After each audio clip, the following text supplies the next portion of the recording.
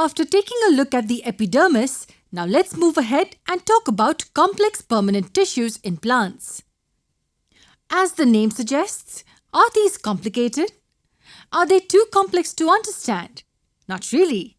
Just like us, even plants need and perform multitasking. So in order to be efficient in various activities, plants have different types of cells coming together to form one type of tissue. Thus, we call them as the conducting tissues or even vascular bundles, which are nothing but the complex tissues. So the two major types of complex tissues are xylem and phloem. Well, why just two? Well, one performs the task of conduction of water and minerals, while the other performs the task of conduction of food. They have subdivisions as well to take care of accessory work. What do we mean by accessory work?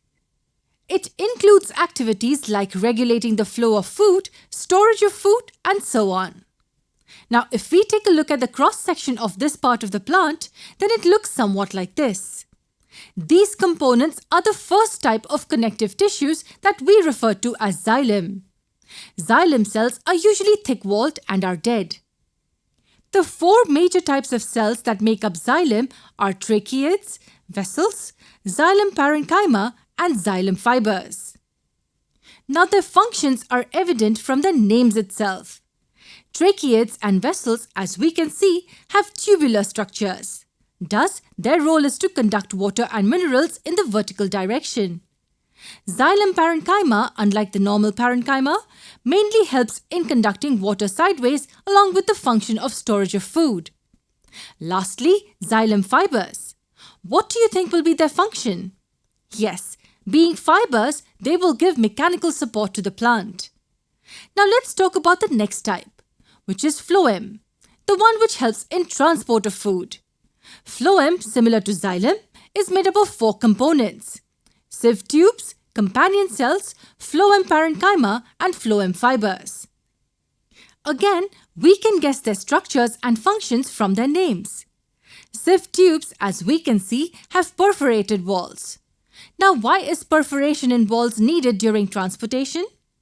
Well, pores help in passing food molecules across in various directions.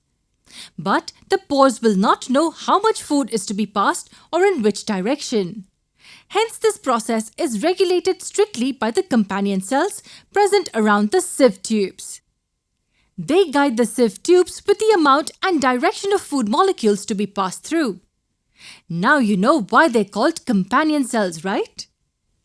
And the phloem parenchyma will be responsible for? Yes, for storing food whenever required. And the phloem fibers will similarly perform the function of providing support. Among all these cells, the phloem fibers are the dead ones, while others are living cells. The unique characteristic of phloem is that substances can move through it in both the directions, in contrast to xylem that conducts water vertically from roots to the leaves. Well, this was about the complex permanent tissues in plants. Now, after plants, we will discuss about animal tissues in the upcoming videos.